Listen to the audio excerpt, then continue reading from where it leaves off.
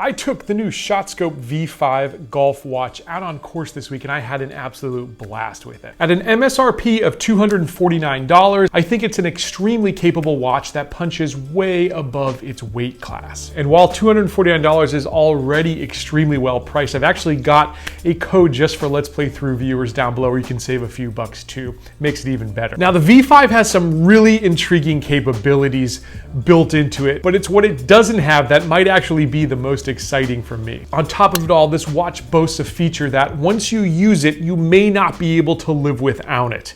More on that in just a bit. Starting with what's inside the box, you've got the watch itself, which has a nice form factor. Compared to most golf watches, I find the ShotScope V5 to wear much smaller and more compact on the wrist. It's not bulky and it doesn't sit up too proud. The watch band is supple and it's pliable and it just feels good when you strap it on. On course, I found it extremely comfortable on wrist and it didn't get in the way of my wrist flex or arm movements during the swing. Also included inside the box, which is completely unique to ShotScope, are tracking tags that you'll screw into the butt ends of your clubs. You have one for each club as well as a few extras, and unlike other systems like the Arcos or the Garmin CT10s, these tags are already tied to specific clubs that you can see etched into the tag itself. So no need to go through the extra steps of mapping clubs in your bag.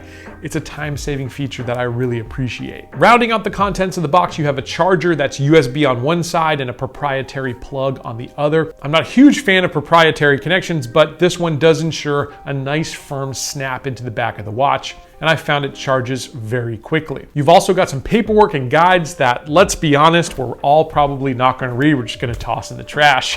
The package and the watch itself are nearly identical to ShotScope's other golf watch, the X5. Now, the only aesthetic differences being the use of a plastic bezel ring rather than the high polished ceramic look of the X5, and there are also more buttons on it. Those extra buttons are there because the one other big difference in this new V5 is that instead of a touchscreen, you navigate this watch physically using those up, down, and select buttons. Now, there are definitely times that I missed having a touchscreen, and I'll cover those in just a little bit when we get into the gameplay. But I can also appreciate that sometimes touchscreens on a golf course don't work as good as they should, especially if you're in a humid environment like mine. Maybe your fingers are wet, or maybe they're greasy from the sunscreen, that sort of thing. Sometimes touching a screen is difficult. Removing the touchscreen is a cost-saving feature too, so it allows this watch to sit in the more budget side of things.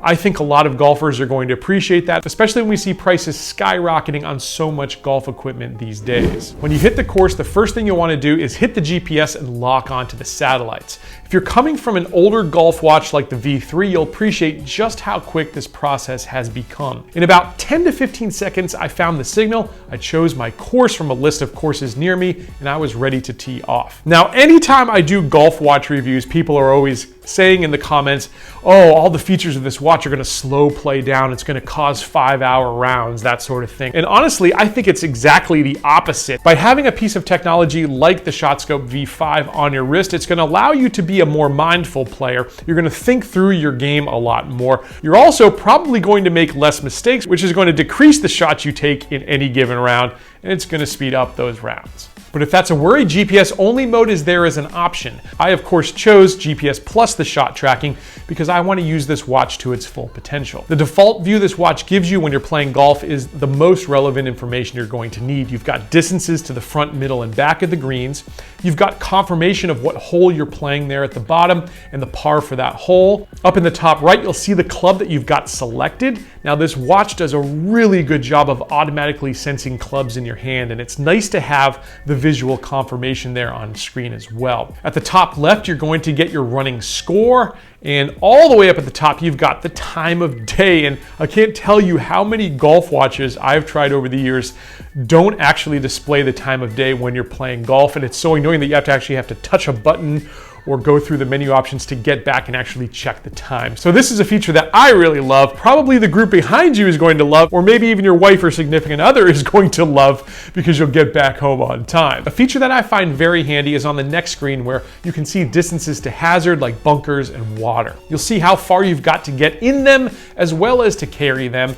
and you can scroll through all the different features on that hole. You've also got a bird's eye view of the hole itself on the next screen, which will come in really handy when you're traveling to new courses. That arc across the screen can be adjusted to different shot distances. So for instance, if I hit my driver 260 or maybe 250 or 240, I can adjust that arc in order to show where on the course it's most likely to land. I find that really useful to make sure I stay away from trouble spots on the course. When you're a little bit closer to the green, and especially on par threes, you'll really want to dial in the accuracy of this watch. And you could do that by setting the pin position on the green view map. Now, of all the times that I really wished I had a touchscreen, this is number one for me, because instead of just placing the hole where it should be, instead, you need to cycle through the various predefined options that ShotScope places on the green, and that makes this process a bit more cumbersome, but it's definitely worth it if you want to play your best and narrow your misses, so I highly recommend you do it. Now, each time after setting the holes on the green, I actually went back and checked it with my rangefinder. I'm happy to say that I found this watch to be accurate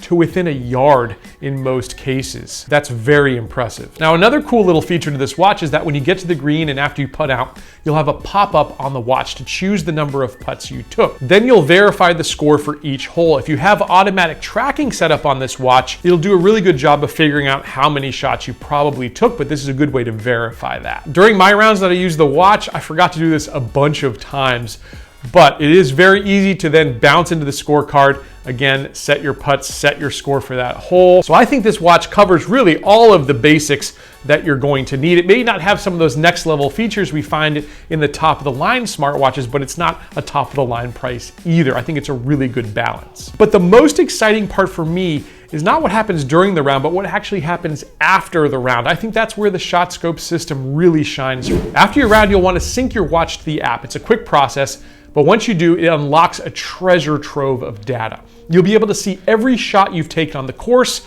as well as add or delete shots if necessary. And it's so fun to go back and relive some of the highlights of each round. The app does a great job with the satellite imagery and overlays, as you can see here. It's really a premium and intuitive look back at your round. Up at the top, you'll also see that this watch has been keeping track of your fairways hit, as well as your greens in regulation, which is super important for what I think makes this system really stand out, and that's the strokes gained feature. I'm a massive proponent of not just using golf technology for fun and as a shortcut, but using it to help us improve our games. The strokes gained feature allows you to analyze the various aspects of your game, from driving to iron play to the short game, to see exactly where you need improvement.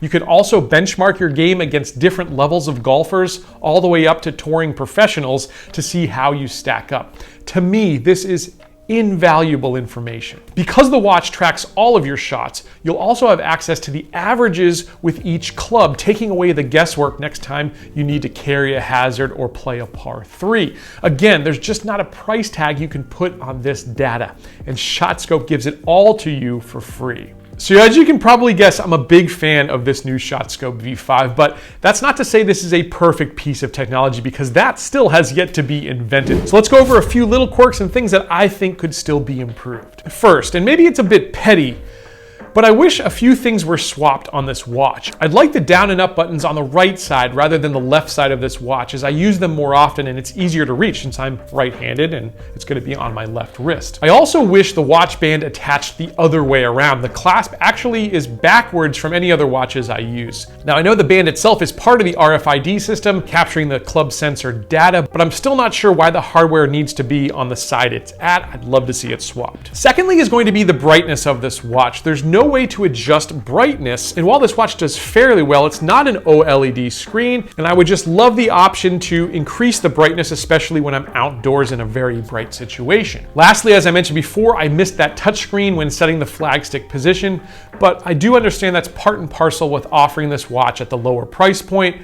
And there's going to be some people out there that actually prefer the buttons over the touchscreen. But apart from those things, I really loved my time with the ShotScope V5 watch. Now, if you remember, I said up front in the video that It's what this watch doesn't have that really is the standout feature for me. And that's a subscription. There's absolutely no cost involved in getting this next level data. And I really love that ShotScope is making not only affordable technology, but technology that does not require a subscription. In a day and age when so many manufacturers are trying to increase their bottom line by sort of hiding the real actual costs of a device and tacking on a subscription charge after you pay for the product, I really admire what ShotScope's done and how they've priced their V5 watch this year. So what do you think? Is this something that you could see yourself using?